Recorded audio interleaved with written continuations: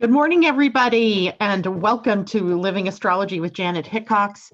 Grab your cup of coffee or your tea, sit back, and let's chat about what is happening up in the sky above for this last full week of May. Actually, it is the last week of May. Even we end the month on Sunday. Good morning, So, everybody. oh goodness, Welcome hold to on. Living Astrology with Janet I Hickox. don't know why sometimes that's loud and other times it isn't, but it is good to see everybody. I hope you all had a wonderful 3-day weekend. It didn't seem the same because we're not really working in the same way before.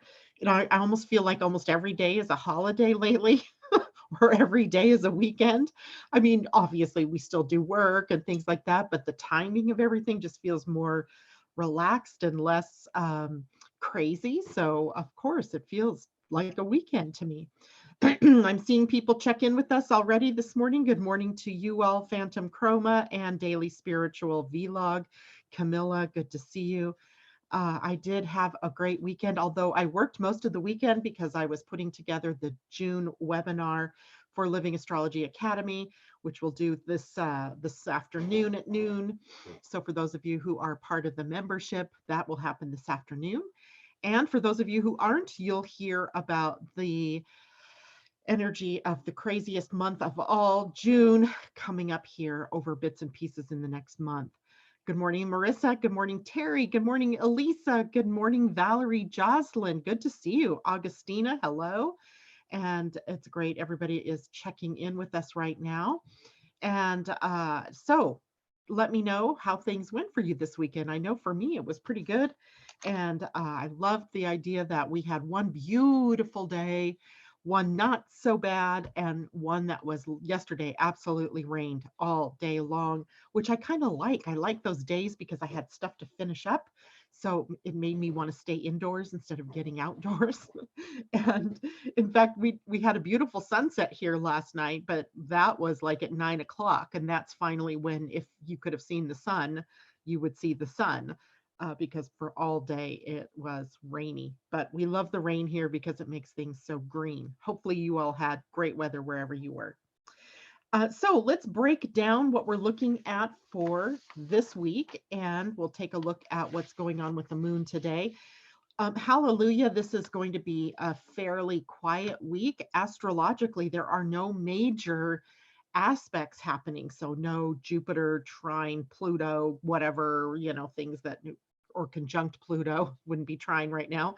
And that makes things a little bit easier. We do have one major movement, and that is the planet Mercury moving into the sign of Cancer on Thursday, the 28th, where it will stay all the way from the 28th of May till August 4th.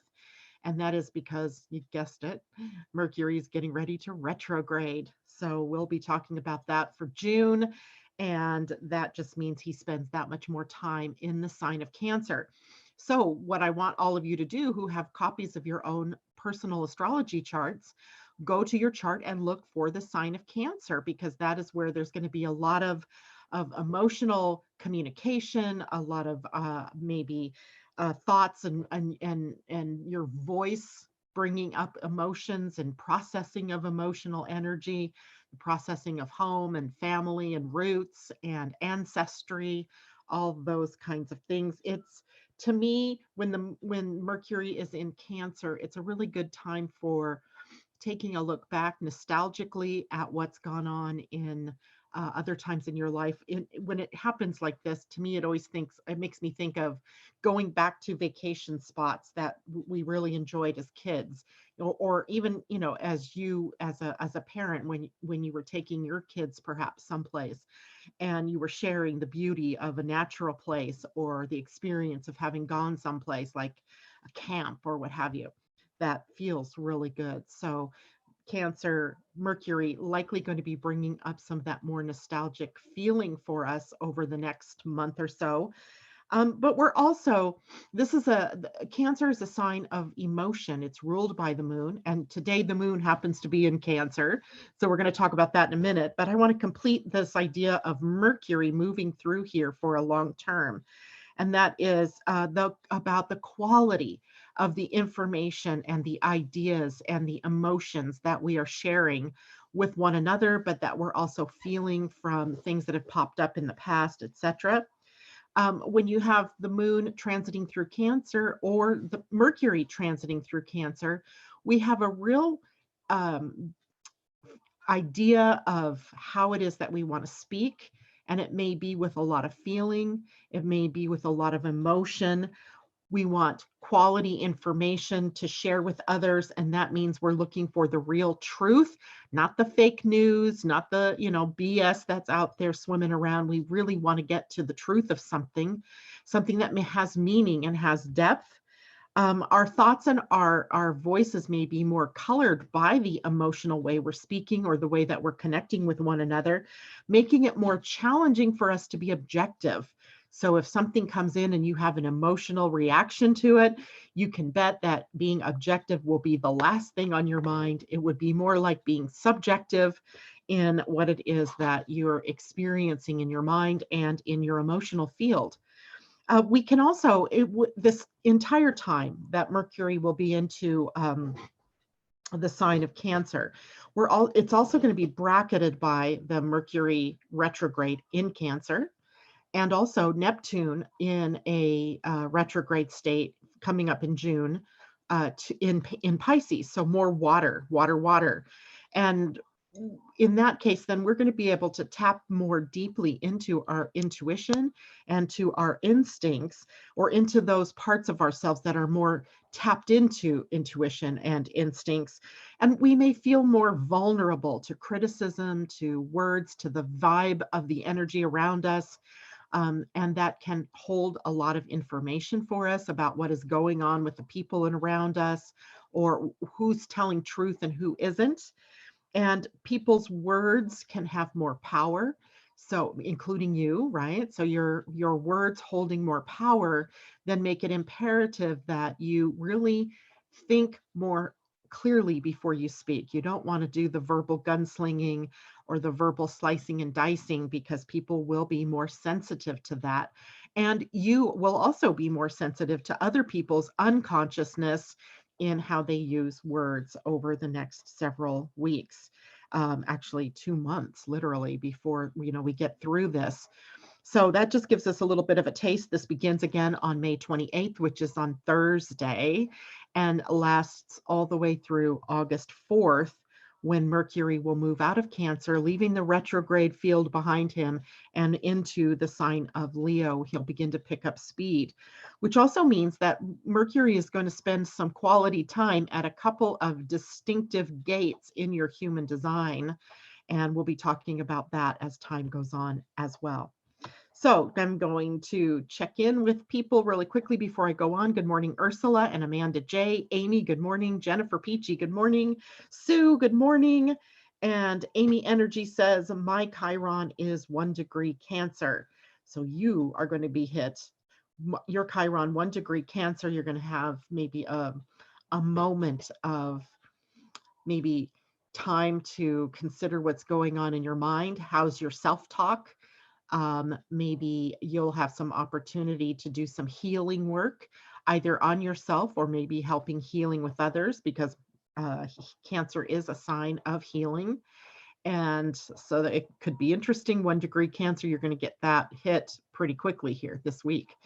Amanda J says, Cancer is my 3rd house. So for you, it's about communication. It's about learning. It's about speaking. It's about all of the ways that we communicate with one another, but also how your mind is engaged out there. How is your mind your friend, or is your mind somehow caught up in the emotion of what's happening and clouds your decision-making processes, or how it is that you speak with other people? Camilla, good morning. Cancer is in her 3rd house as well. Chiron and Sun at 29 Gemini. Those are being hit right now. Then your Chiron is being hit. Your Sun is being hit by the transiting North Node that is also at 29 degrees.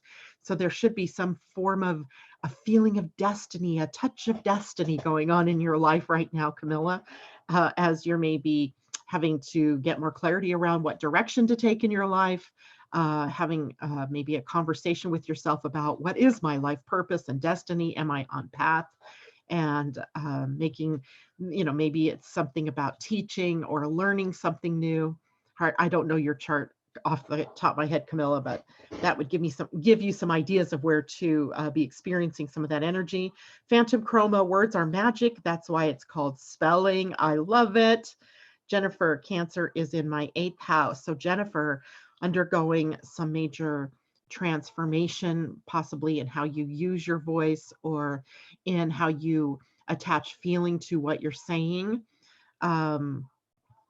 That could be some really interesting things happening for you there.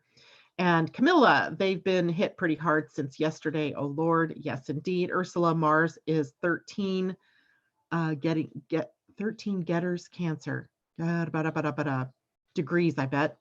And it just typed out wrong, 13 degrees Cancer. So your Mars will be hit by Mercury, and that will also be retrograded over because Mercury will retrograde between those degrees, those degrees, while he's in retrograde. And Valerie says Cancer's in the 12th house. You and me both, Valerie. So I was looking at that going, I have a late degree Cancer rising. So nearly all of Cancer sits in the 12th house for me. And that would be me taking the time maybe to do some processing. I was already thinking about changing my schedule a bit so that I could do some more writing, which is a direction I feel like I need to move in, which means maybe not being on air every day. Just considering this, I haven't made any decisions with this yet. But Cancer in the 12th does that, sort of withdrawing a bit in order to focus more energy somewhere else. And sometimes it's focusing the energy just on the inner realms. It can also be self-sabotaging.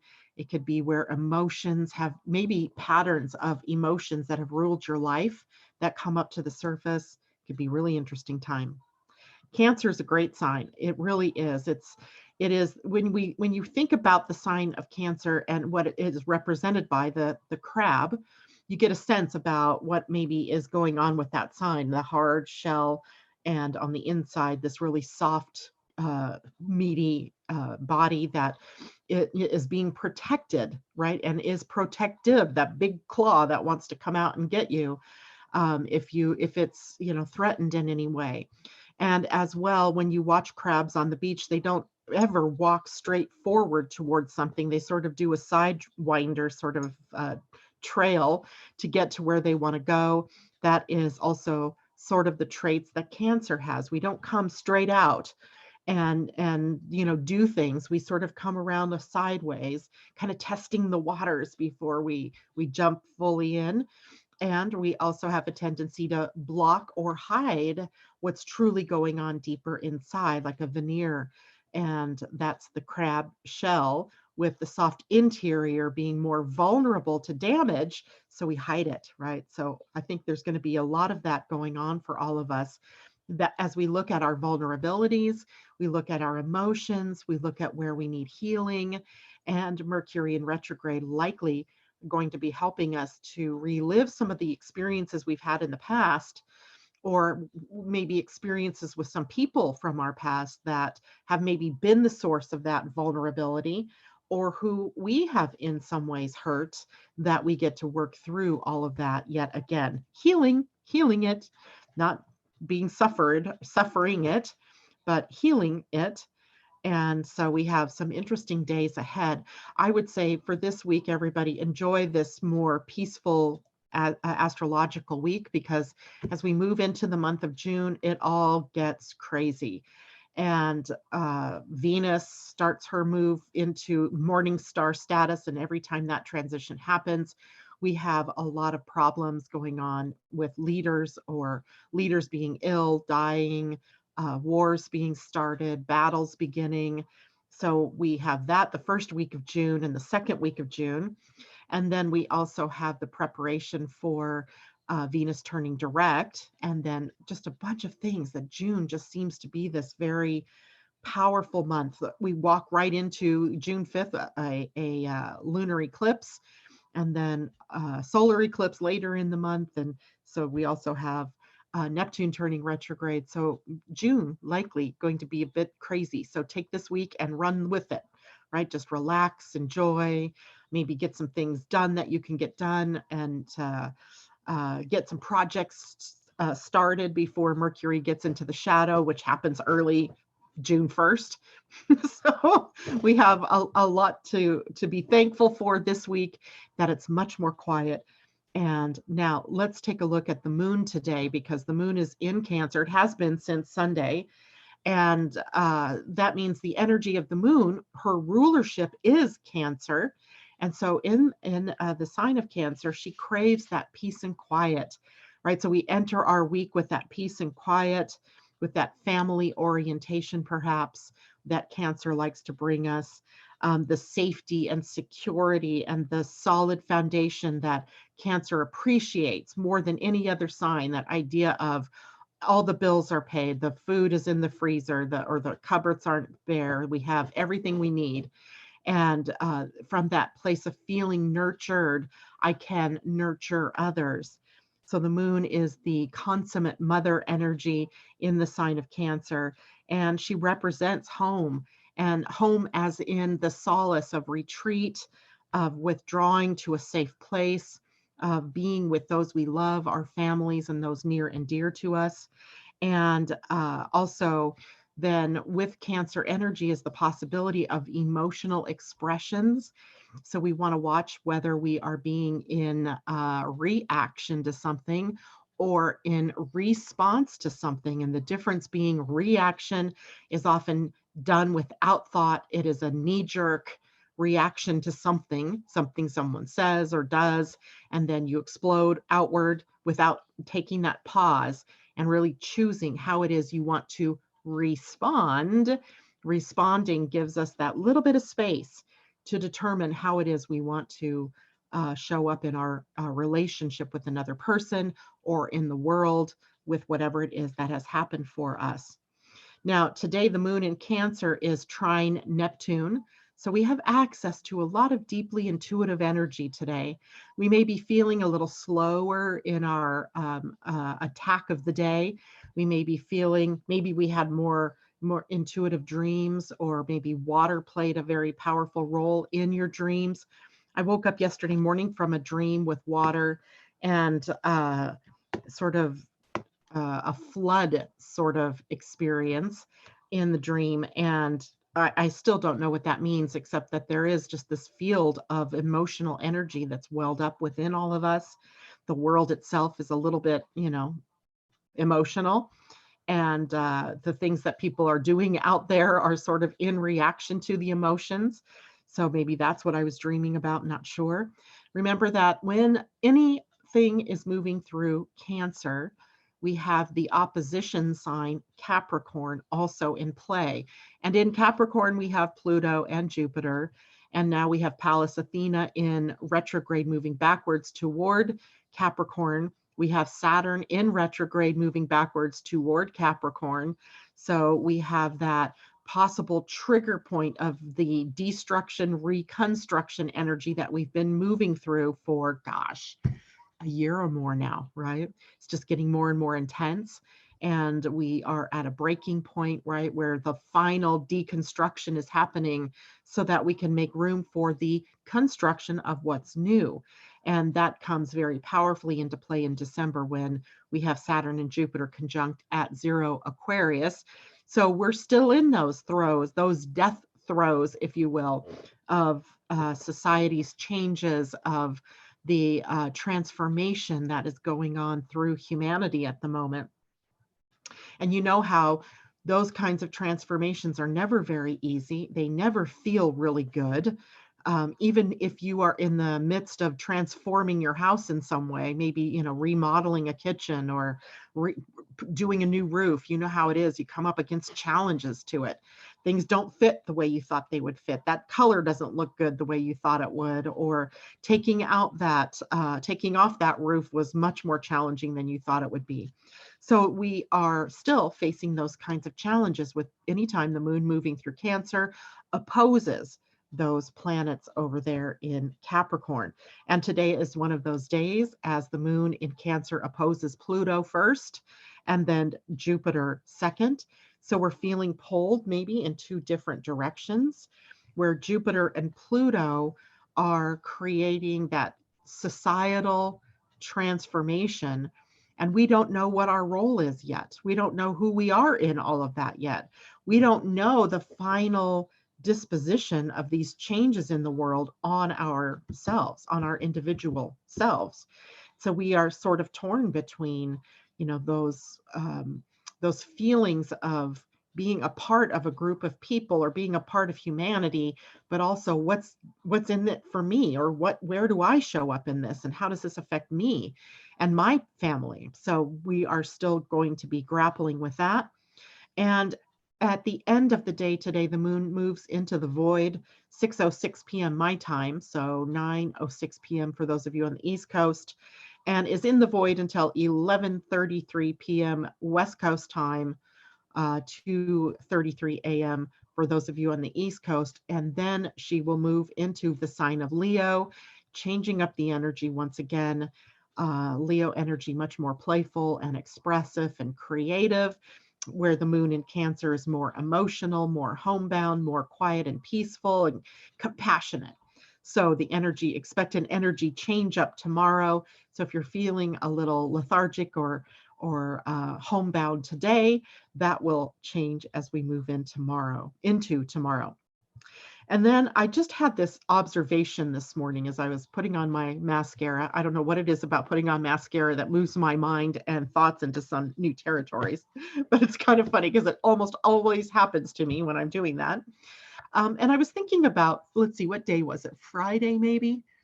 Or maybe Saturday. I'm not sure which day. We took a trip to Costco to get some groceries. And Costco's got a requirement that you wear a face mask. And I don't like face masks. I never have, because it feels like I'm drowning in breath and CO2. And two thoughts came up this morning to me as I was thinking back to my shopping trip on Saturday, Sunday, Friday, whatever day. It was Friday.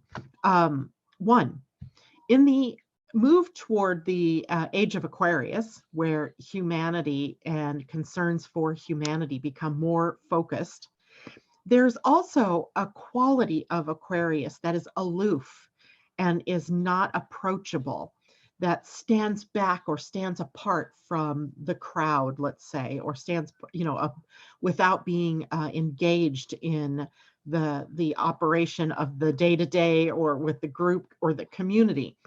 And it's not that they don't have feelings or that they're not a part of it. It's just that they tend to be more aloof. And I've even observed that in my own self with relationships, because that's where Aquarius sits for me, partly in the house of relationships, where I hold back a part of myself and I don't necessarily get all in. And as we move in further to this age of Aquarius, when we're wearing face masks, number one that I noticed is I can't smile at you and you can't tell that I'm smiling at you. There's this dead space between us that I really do not like. And we say that we smile with our eyes, and that's true, but the rest of the face also helps support whatever it is that you're pushing out there to the world. Now, I don't know that this is a good or a bad thing. I just know that there were some people or kids that I wanted to smile at, and I was smiling behind the mask, but they couldn't tell. And that really bothers me, that we're going to miss some form of human connection there as we wear masks out in public to protect ourselves or to protect others, or for whatever reason that's a part of our experience right now. And maybe it's about helping us to become more aloof, to get less involved in each other's day-to-day. I don't know. I don't know that that's a good thing. I don't know that it's a bad thing. I just noticed it. And the other part of that was that when you're breathing in, how there was a video I saw that said this so clearly. How when you begin to hyperventilate, when you're in anxiety, how you take a paper bag and you blow into the bag, you cover your nose and your mouth so that you're breathing carbon dioxide because it has a way of calming the brain down. But carbon dioxide is a poison as well for us in that we're breathing it out because it's not any good for us, right? Plants and trees love it, but humans need oxygen. We work on oxygen. While we take in oxygen, we breathe out carbon dioxide. When you are wearing a face mask, you're breathing in more and more carbon dioxide. So I wonder, like for nurses and doctors who are wearing these things on a day-to-day basis for hours at a time, what's that doing to their brains? What's that doing to what is that doing to us? I don't know. I have no answers for that. I just thought I'd bring it up because that's what I like to do. Bring it up for thought, kick it around in our minds, and ask ourselves the question, is it really necessary to wear masks? I mean, I get it. I really do. But on the other hand, while I've noticed that wearing a mask protects you from maybe receiving other people's germs, cold germs, or other viruses besides the COVID-19, but does it then also mean that our immune system becomes weaker because we aren't, taking in as many viruses or germs to be able to build up immunities to, right? Antibodies in the exposure to some of those things. I think they call it herd immunity that allows us to, move through various colds and flus and viruses without getting terribly, tragically sick. And for instance, when smallpox was introduced into the Native American culture, being brought over, from Europe, there was no natural immunity to it. So it wiped out entire families and entire, tribes. And is that something that we're setting ourselves up for? I don't know. I don't know the answers to these questions. These were just thoughts as I was putting on my mascara this morning about this idea of masks and what are we hiding from? And what is that providing for us? What is the growth here? Because nothing is happening out there in our world in a vacuum. These things serve us and our evolution of consciousness in some way. And then I thought about the governments that have spent, I don't know, millions, maybe billions of dollars on facial recognition software. Well, what does that do for them? And I mean, maybe masks are a good thing. We still have anonymity. I don't know. I don't know. Astrologically, though, I know that as we move further into this age of Aquarius, these are the types of issues. Small though this may be, maybe this is just a blip on the screen of our lives, but it does speak to our ability to be human, and to be able to interact as humans. And what might we be missing in that as we move forward, right? As we move forward with wearing masks and what have you. I don't know. I don't know. Thoughts, deep thoughts. I have no answers for you, but I do know that it's a part of the experience, and therefore it's worth our time looking at, processing through, and understanding, and what have you. Okay, wow, lots of comments. I should have looked back sooner. Good morning, J-Lo. It's good to see you. She says, yes, the moon is square my sun today, and I woke up with a bit of a headache. Yes, indeed. That happens often. The head being the place that first receives the energy, from incoming.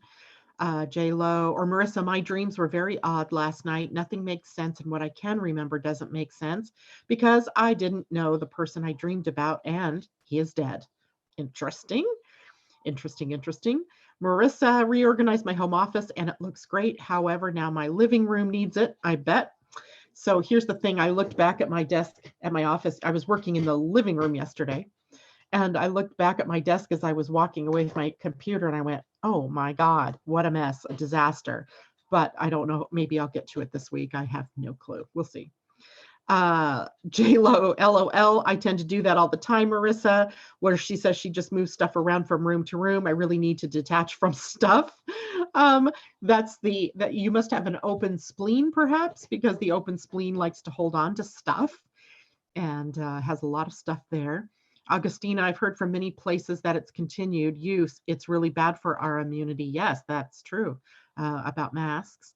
Amanda says, maybe with masks on, it will force us to be more verbal since people can't read our faces, perhaps. But it's also hard to understand one another when you're speaking through a mask. or at least that's how I feel when I'm wearing one. Amy Energy, I agree, Janet. I don't really go out often, but when I do, I am a little sad about not being able to smile at people. I know in Denmark, my friend told me they haven't worn masks at all there. Good for them, but we don't hear about Denmark having close to 100,000 deaths from COVID virus like here in the US. Yes, from Augustina, more verbal. I like that. That is so true. My kids do not like it when I say it's time to really clean.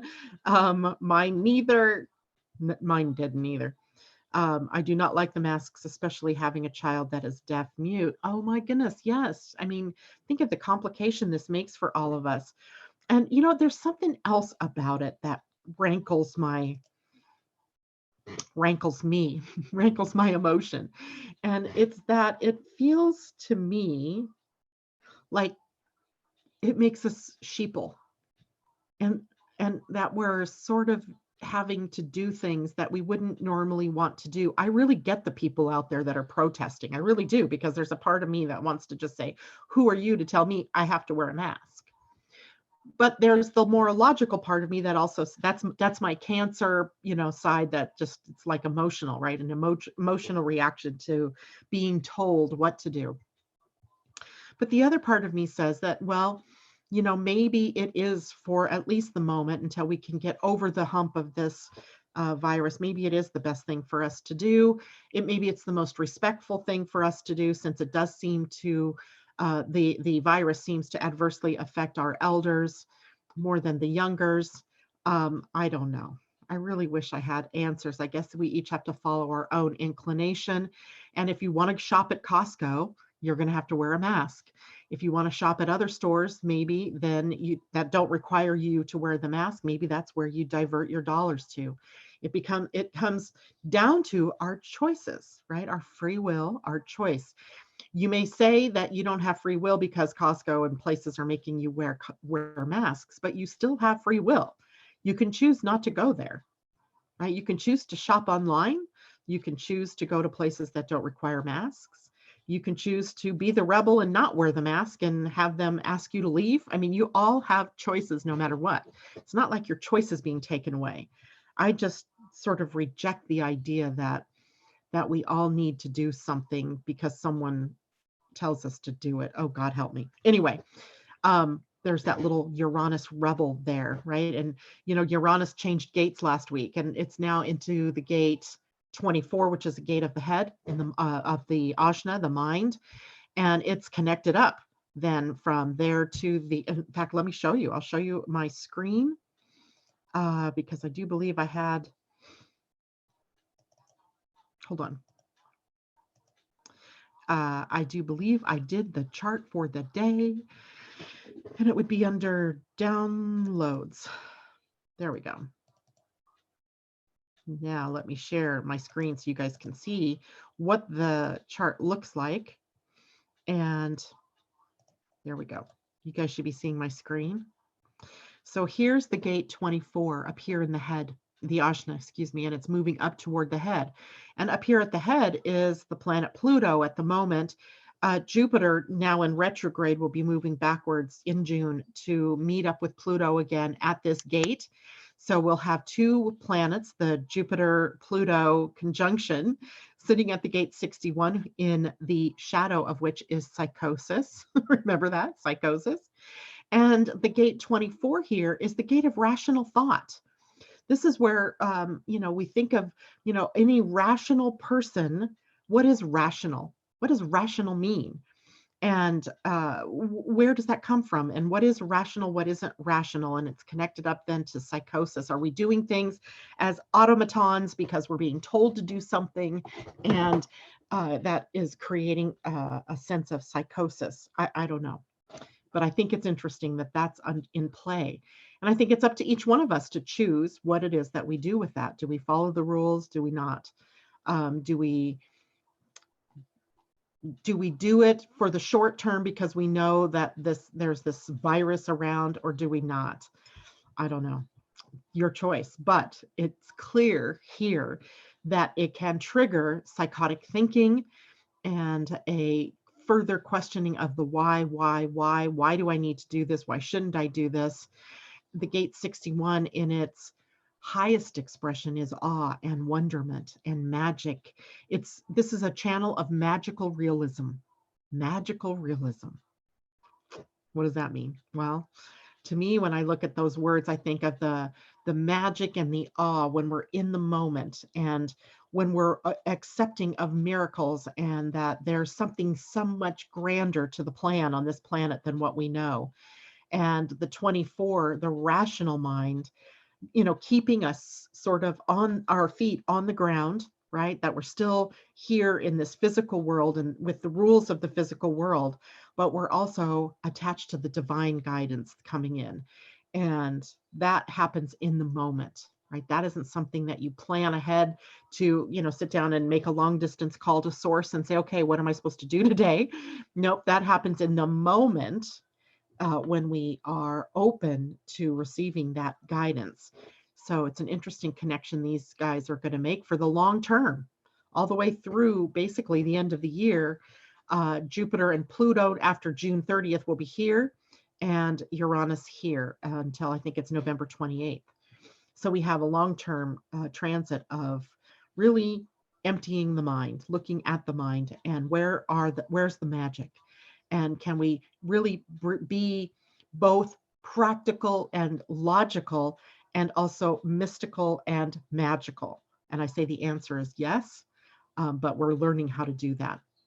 What else is going on here? This week, the sun is sitting at the gate 16, and the gate 16 is up here on the throat center. It is the center, the throat. Gate 16 speaks with enthusiasm. This is the gate of having a voice that is excited and takes information and makes it bigger in a way, more emotional even, and that it has more power to get people enthused and drum up that enthusiasm. So we have this enthusiasm here hanging. It's not attached to the gate 48, but for some of you, you may have the gate 48 hanging, and now you have the completed channel here, which is a channel of mastery. And what's really interesting about this entire channel here, the 1648, the 48 on the spleen is also a gate of fear, where the fear is that we're not adequate. And I got a message for someone who wants a reading from me yesterday, and how people have those signatures at the bottom of emails. Well, I'm looking at her signature, and there were five sets of initials after her name. And I went, oh my goodness, this person, my first thought was, wow, this person is well studied, right? This person has a lot of degrees. This person has a lot of certifications or whatever it is that allows you to put, these letters after your name. And then my second thought after that was, wow, where's inadequacy playing out in her life, right? Where is it playing out? Because the gate 48 will sometimes push us to keep searching for more information, for more credentials, for more courses that teach us more about the same subject that we're already engaged with, because this channel ultimately is about mastery, taking that enthusiasm for a subject, for astrology, or for whatever it is that you're excited about. My husband is really excited right now about SpaceX and tomorrow's launch. And so, taking that enthusiasm for that and finding more information on it, so you become really very much the master of that information or of that technique. But it's not okay to have it just as learning from books or online or getting degrees. It has to come from being demonstrated mastery in the world. So here we have the enthusiastic end, but we may not have the demonstration end here. So enthusiasm is great, but it has to be grounded in something. It has to connect to something further down in the body. And then the earth is at the gate 9. And the gate 9 hanging as well is a gate of focus or not. Have you ever noticed people that say that they have ADHD? They can focus really well on something like a television program or a game that they're playing or on a conversation they're having, via technology. But when, they are at home without something that takes their focus and focuses it, that they are all over the place, right? They're moving from thing to thing. They're sort of unhinged a little bit in the way that they're, the furor of their actions, not that they're unhinged people, but that they have the, this feeling of moving from one thing to another. And the gate 9 is sort of like that. If you have something in front of you to focus on, it's there. But when you don't have that focus thing in front of you, then you might be leaping and jumping all over the place. It does happen to sit on the sacral, which has a lot of vitality and life force and energy. But what are you focusing that energy on becomes the question. So the earth sitting here with this ability to focus, but nothing to focus on, connects with the sun with the energy of enthusiasm. And we may be finding ourselves focusing with enthusiasm on things that have relatively little meaning to us. So we might have to become a little more practiced this week in how we use focus energy. And notice the other end of this would be concentration. And the gate 52 is a gate of stillness where we can take our mind and where we can take our energy and we can bring it into a still point and then join that up with focus and to be able to get some things done, to focus our energy. But since that's the empty spot right now, we may not have access to that unless you have a planet already in your birth chart sitting at 52. All right, so that is what our human design chart sort of looks like. We also have the completed channel 1222, and that's because Mercury is sitting at the gate 12. So we have this entire channel of communicating with super consciousness, let's say. The gate 12 channels, and it is an energy that brings in information from the outer world, right? It's when we align with source and information comes in. And then we can either speak to that energy, speak to that knowledge, or speak to that wisdom, or not, depending on the mood. This is a very moody channel. And it means it alternates between shyness and boldness, being able to say what you want to say in the moment that you want to say it, versus other times where you feel very shy about it and you sort of withdraw from engaging in speaking. So interesting energy. Okay, I'm going to stop sharing there, go back over to YouTube and see how people are doing. If you have time today, would you please read a card for me? I've been going through a hard emotional phase and it's gotten worse since yesterday, likely because of the moon in Cancer, Camilla, but definitely will take care of that for you. JLo says gate 61 completes that 24 for me in my personality with Mercury there, speaking with logical clarity, but also with magical realism, right? Magical realism. Amanda, do children have to wear masks too? I don't know. I think so. Because a lot of times what they're discovering is that children may not be sick. They may be asymptomatic carriers. So, oh, God help me. They are wearing masks here as well. Sue, long-term sounds awesome. 61 and 24. It does. Yes. JLo, my South Node is 16, both design and personality. A lot of enthusiasm there to speak, right? Anyway, so lots of Susan Broadland, good morning to you. She says she just wanted to check in. Well, it's good to see you. And lots of people have things being activated in their chart this week. I don't doubt that. I don't doubt that at all. Okay, so Camilla, let's do a quick card reading for you. And I get the feeling that you need a Wisdom of the Oracle. And since I'm getting cards out now, I'm also going to draw an animal card that is going to be for the collective. Then I want to go to the Pleiadian-Earth energy for the day. Yes, for the day. It's an important one today. Okay, so Camilla, this is a card that is supposed to help you here to work with the emotional energy. Milk and Honey is the card, and Milk and Honey is the card 51. You go to zoom here so I can make sure it's centered so you can see it. Milk and Honey. And it was right side up. Nice little rainbow there. Bowl filled with some goodies. An elephant in the goodies. Okay, let's see what that card means for you. Card 51, way back here.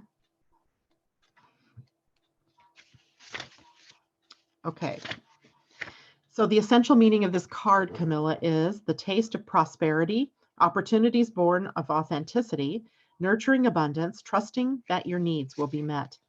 And the oracle's message says, you've entered a sweet time in your life, enjoying the land of milk and honey that everyone wants to experience. It's an interlude that feels more languid than ambitious, when all your senses are awake to the unlimited possibilities in the universe. These times are precious and only come when you're in your authentic zone, wearing the world as a loose garment, not wanting, yet able to be nourished in ways both tangible and subtle. Abundance is an energy that you are living, a living part of. All your needs are being met. You are given the gift of nourishment in every form. Hopefully that is helpful. It doesn't seem to fit quite with emotional energy, but maybe focusing on what you do have and on gratitude and, you know, those kinds of energies maybe can be helpful for you. And knowing that you have it all, right? You are not wanting or lacking in anything. All right. And now I'm going to pull a spirit animal card, help us through the week. I love doing the totem. Because I don't know, it just always seems to be the perfect message for us. And the animal seems to be the perfect animal. I think we've had this one recently too. The scarab beetle spirit, magic works through you. And it was in protection mode. This is card 52, funny, which is a 7. But isn't that a beautiful beetle? I mean, for beetles, it's a pretty beetle. But it was in protection. So we need to look at that and see. Card 52 is going to be back here. All right. The message was magic works through you. And here's the message. Do you doubt your unique inner magic? Are you afraid that you have no originality or that creative juices don't flow through you? Perhaps you mistakenly believed you're not the creative manifesting type. Scarab Beetle Spirit's message is that creativity is a living force that comes to all of us from Spirit, who wants every person on the planet to manifest magic and co-create the world anew. You are as capable of resilience and innovation as anyone. If you do what you've always done, you're going to get what you've always got. So draw inspiration into your being and begin to playfully create something new and do it without any judgment. Creativity and magic are your legacy as an expression of the Creator. So let them flow through you. 2 thoughts. One, we were just talking about magical realism, and then we get the scarab beetle, but also this idea of psychosis, where it says, if you do what you've always done, you're going to get what you've always got. So draw inspiration into your being and begin to playfully create something new and do it without any judgment. That part there is all about that whole channel 61 to 24. And I love it. Thank you, cards. Thank you, Spirit, for bringing us cards that are always meaningful. Okay, got it. Now, let's go into the Pleiadian-Earth energy for the day. Today is the magical 13, the day of completion and return to source. So isn't it interesting? The moon's supporting us today in Cancer to maybe feel a little more withdrawn or a little more in quiet space. And the 13 exploring is the energy of the earth today. So we're going into the void. The 13 brings us into the void to prepare for the new cycle that begins tomorrow. It is a time for us to quiet our minds and to seek answers beyond the limits of your 3D reality or your 3D mind, you could say, right? The mind's lockdown on our ability to see the magic or to see beyond the number 12. 13 naturally confers integrative energy on us. And where the 12 leaves us sort of hanging. 12 doesn't give us that time for integration before the new cycle begins. So when we move through 12, the 12 is the number of understanding, but we get to 13 and now we're integrating it and preparing to move to the next level in our spiral of consciousness. So it is so important for us to be able to see the number 13 and to live the number 13, because the number 13 allows us to speak to that or to feel into that fully integrated energy from the previous 12 days. Now, exploring energy is Ben in the Mayan calendar, and Ben was a representation of the reed. And so exploring energy is about being able to move forward without that, being flexible and having that adaptability or flexibility or versatility. That's the word I was looking for. Because if not, you can break, right? The reed needs to be able to bend and move with the flow of the wind. So new ideas, reviewing your options, discerning differences in order to make decisions, right? Being able to see what the real is for one side or the other, investigating the new, improving ourselves, working on ourselves, releasing the old, and also the thought that anything is possible. Don't be too rigid or get stuck in what you think can be, right? Anything is possible. Be willing to bend and yield like the reed, right? Bending, going with that flow. So the number 13, very important in our pause before the new, right? Moving into a new cycle tomorrow. Something else that's interesting going on here with the planet Venus. We have, she's pretty much disappeared into the evening sky. You know, she's very low on the horizon at this point. She's preparing for her conjunction with the sun, which will happen the first week in June. So we also explore that in the Pleiadian-Earth energy, because she was the one planet that, besides the sun that and the earth, that held special significance to the Pleiadians, to the Mayan societies, and to many others. The Chinese and many others charted the planet Venus, even going back to Mesopotamia, the Assyrians and the Babylonians. They were very much aware of Venus, whom they had different names for. I think they called her Inanna. So we have this idea that there's an important something about Venus, and what is it that she represents for us, and where is it that she's taking us on this adventure in her retrograde in the sign of Gemini. So are you getting new ideas? Are you getting new thoughts? Are you entertaining information in a different way? Are you more open-minded? Have you shut down a part of your mind? Are you speaking more with heart? Lots of different ideas that come floating through my mind about what Venus in retrograde may be doing for all of us right now. Connecting with community more, perhaps, or maybe connecting more with finances, and what is it going to take in order to be prosperous? She also rules finances, relationships. Maybe it's time to let go of certain relationships and embrace others. And all of that has been coming up for us. And we can see that then this particular planet takes on some special importance right now. And you're going to see some craziness with Venus moving into the month of June. So again, take this week, run with it, be calm and cool and collected, do some processing within you, get some peace, connect with source, and do some fun things. Elisa, today is my 13th marriage anniversary. Well, happy anniversary to you. And 13, what a special number to share on a 13 exploring day in the Pleiadian-Earth energy. I love it, right? Time to integrate everything that's come along before in those 12 previous years and get ready for the next level, right? Getting ready for the next level. And everybody's wishing her happy anniversary. Bye, J-Lo. Good to see you. Elisa, thanks you all. And okay. Feeling more creative. Marissa says, feeling more creative in a new way right now. Also, all my two best friends and I have been texting a lot this morning already. I love it, right? Communication. It's one of the signifiers of Venus retrograde in Gemini, Mercury's presence in Gemini, and also his preparing now for his retrograde, bringing maybe people back to you from the past. we'll talk more about that as June wears on.